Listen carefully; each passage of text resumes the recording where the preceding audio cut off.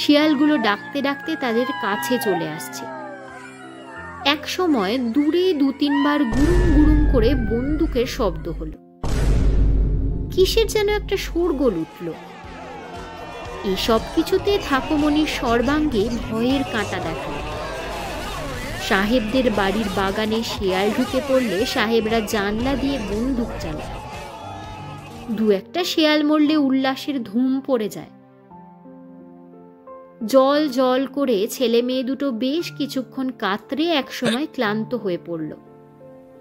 ছেলেটা ঘুমিয়ে পড়ল আর মেয়েটা হেঁচকি তুলতে লাগলো। তারপর গির্জার গম্বুজের আড়ালে চাঁদ ঢলে পড়লে মেয়েটি কয়েকবার ওয়াক তুলে শুরু করলো বমি।